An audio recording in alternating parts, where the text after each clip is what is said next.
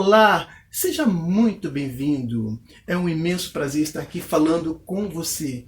E hoje, em nossa conversa de coxia, nós vamos falar sobre o teatro brasileiro. Eu espero que o assunto seja muito interessante para você, porque para mim é maravilhoso estar aqui falando sobre o nosso teatro brasileiro. Mas antes, vamos para a nossa vinheta.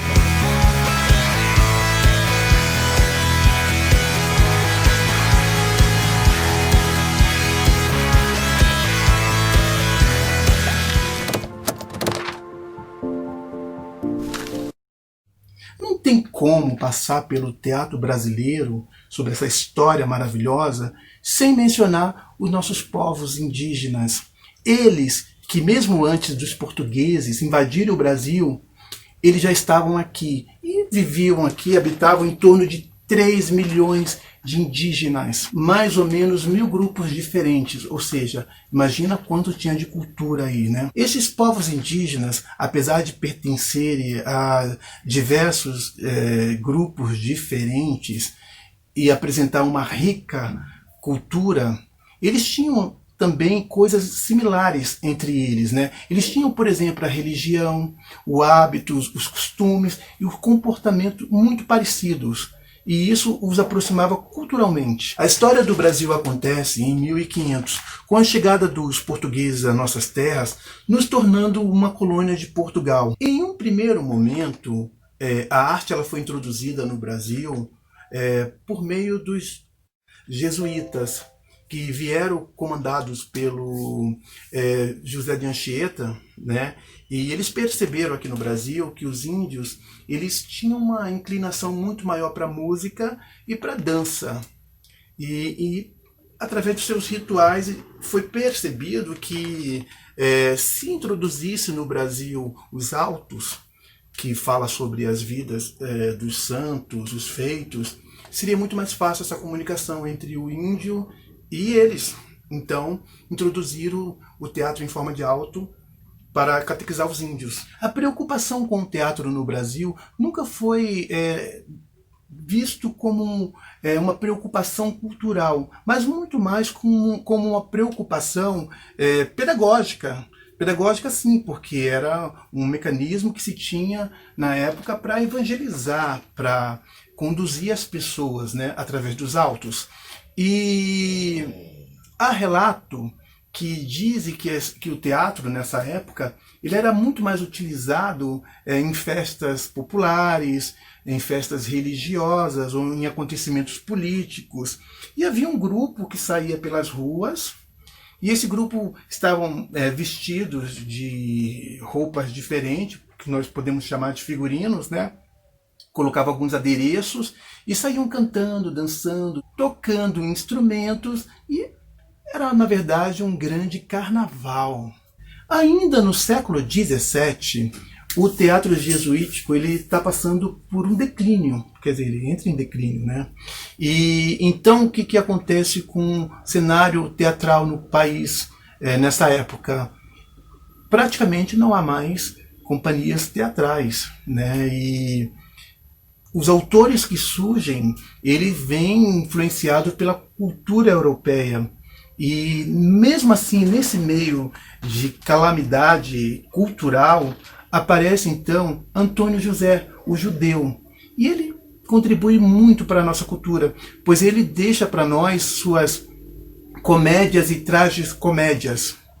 O primeiro teatro brasileiro, ele é o teatro do Padre Ventura, conhecido como o Teatro da Ópera, né? Ele é chamado Teatro da Ópera porque a ópera, na verdade, ela é uma arte que une todas as artes, praticamente, né? Porque se você observar a ópera, você encontra interpretação, você encontra música, você encontra dança, e por isso ganhou esse nome o teatro, porque além de apresentar peças teatrais, lá também apresentava-se operetas, né, que são pequenos trechos de ópera. É interessante que há um relato que um almirante francês esteve num dos espetáculos do Padre Ventura, e ele relata que ele esteve num lugar muito bonito, muito aconchegante, mas algo chamou a atenção dele, é que o elenco era todo composto por mulatos, e que quem tocava, quem liderava a regência do teatro era um padre corcunda. Interessante, né? Então isso remete a dizer que o Ventura, ele era corcunda, não sei se pela idade ou por algum defeito físico. Enfim, esse teatro do Padre Ventura, ele sofreu um grande incêndio e foi destruído, né? Mais tarde aparece o Teatro Régio. Esse teatro muito mais equipado, e mesmo porque ele estava privilegiado, estava ao lado do Palácio dos Governadores, né?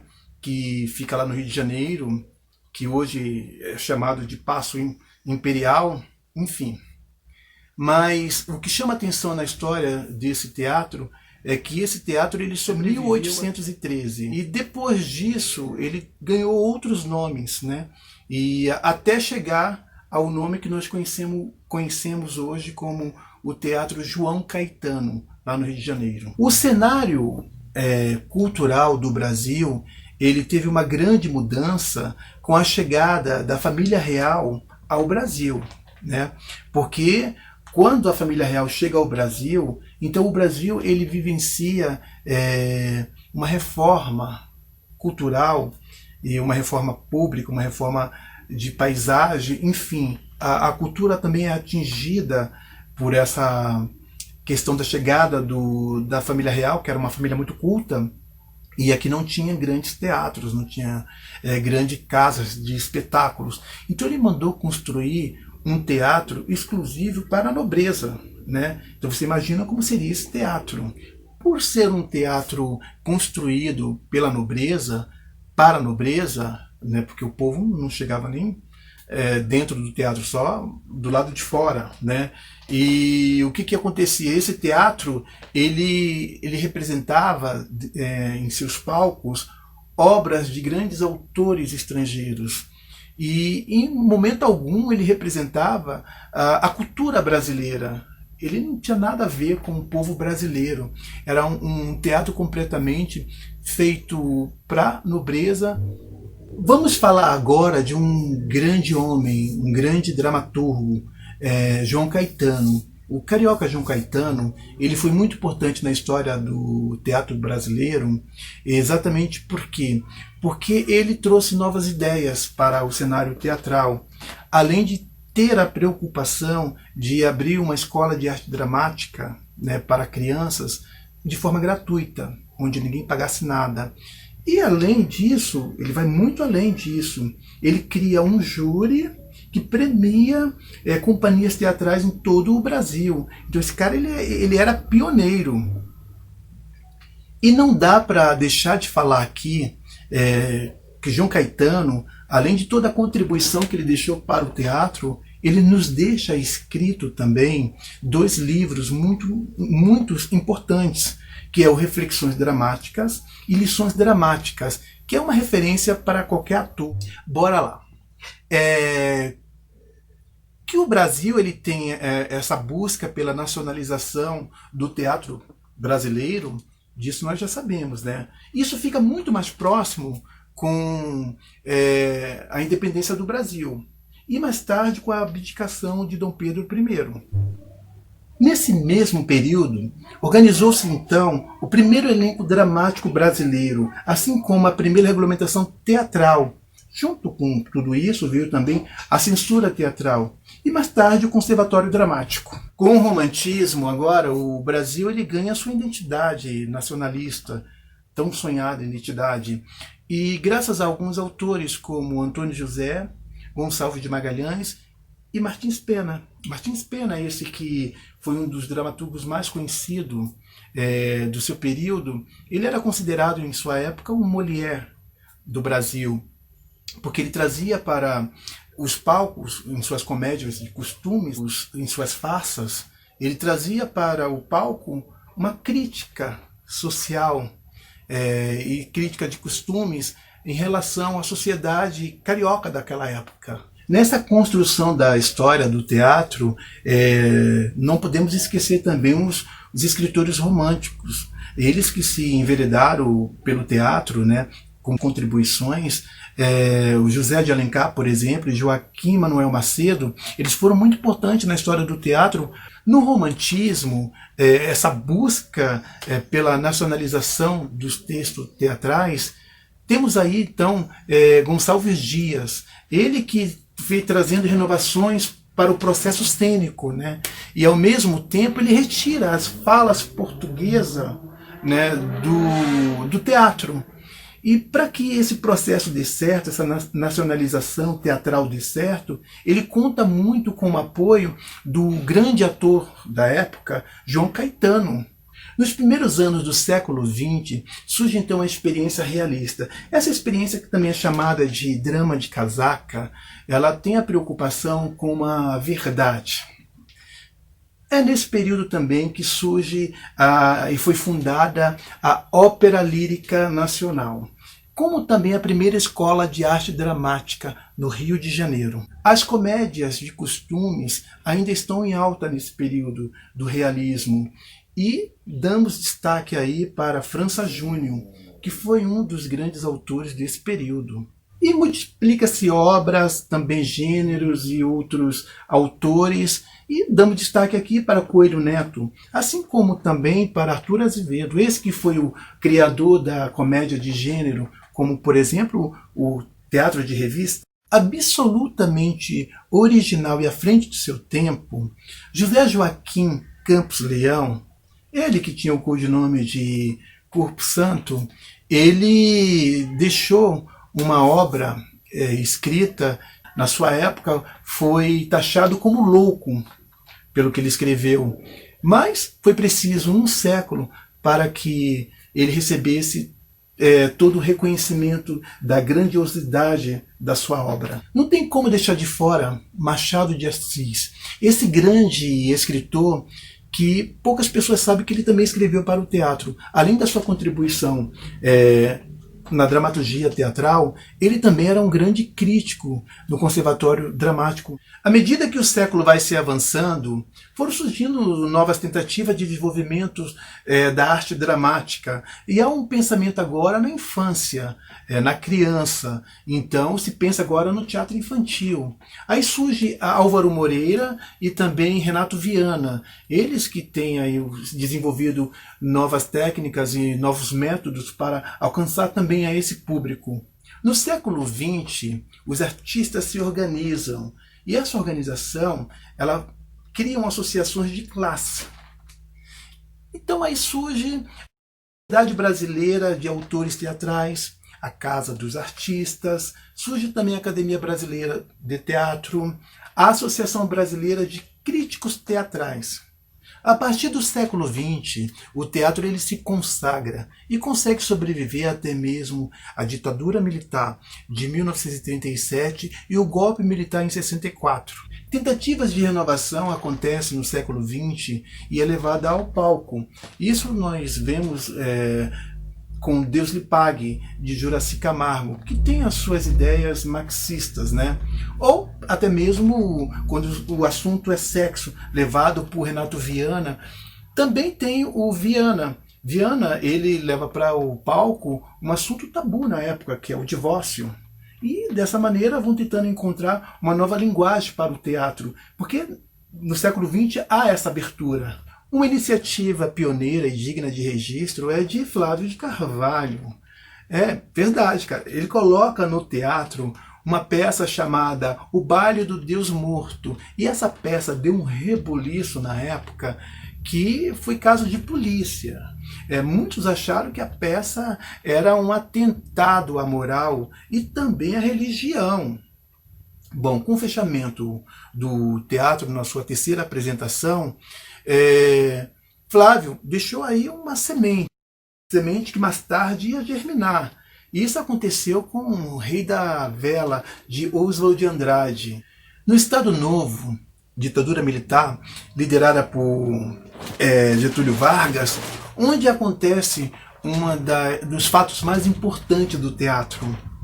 No Rio de Janeiro, um grupo amador, formado por profissionais liberais, eles sobem ao palco sob a liderança de Brutus Pereira e Santa Rosa, dirigido pelo grande Zembinski, com a peça Vestido de Noiva de Nelson Rodrigues.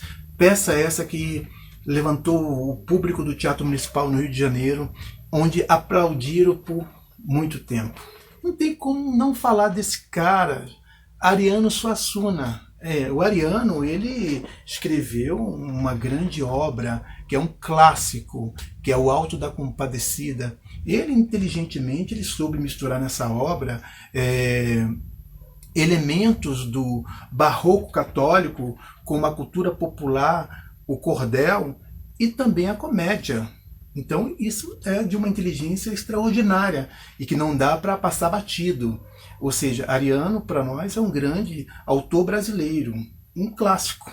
O Teatro Brasileiro de Comédia foi inaugurado em 1948 por iniciativa de um industrial italiano chamado Franco Zampari e com apoio financeiro de toda a sociedade e elite paulistana. Um espaço de muita importância para o teatro nacional e principalmente paulistano, porque esse teatro que foi dedicado e construído para abrigar um grupo de amador, mas porém de pessoas que mais tarde vinham se destacar no cenário do teatro brasileiro, né? Lançou nomes como Sérgio Cardoso, Paulo Altran, Cleide Diáconis, Cacilda Beck, Valmor Chagas, Fernanda Montenegro, Fernando Torres, entre outros atores. Ainda na década de 60, O Pagador de Promessa, escrita por Dias Gomes, estreia no Teatro Brasileiro de Comédia em São Paulo e faz um sucesso extraordinário. Mas foi com o Teatro de Arena que a dramaturgia ganhou uma nova estética e novos ares. Esse teatro que foi tão importante, que lançou grandes atores como Eva Vilma, Sérgio Britos e também grandes autores, dramaturgos como Vianinha, Roberto Freire, Guarnieri, Benedito Rui Barbosa. Esses grandes autores e atores que transformaram o Teatro de Arena no grande laboratório de interpretação e de experimentação, coisa que é importante por sua característica nacionalista e muito importante na história do teatro. Desde o início de sua carreira no Teatro de Arena, Boal ele tinha um modo de pensar muito voltado para o Brasil. Ele queria um teatro muito mais próximo da nossa realidade, por isso surge o teatro do oprimido, né, onde a sua linguagem traduz exatamente o pensar do povo na sua maneira de sentir, pensar e falar. Seguindo o exemplo do Teatro de Arena, agora um grupo de estudantes de Direito da USP, né, que é a Universidade de São Paulo, eles se unem e fundam o Teatro Oficina. Esse teatro que tem o intuito de e se preocupa, né, em estudar a formação cultural do país, assim como também o capitalismo e todo o seu impacto sociocultural. Tempos tenebrosos, o palco está amordaçado agora. O golpe militar de 64 que derruba o presidente João Goulart, e os artistas passam por perigo, porque agora a ditadura que instaura uma censura severa também persegue aos artistas, atores, atrizes, técnicos, dramaturgos, são perseguidos, são exilados e muitos até desaparecem suspeitamente e nunca mais são encontrados.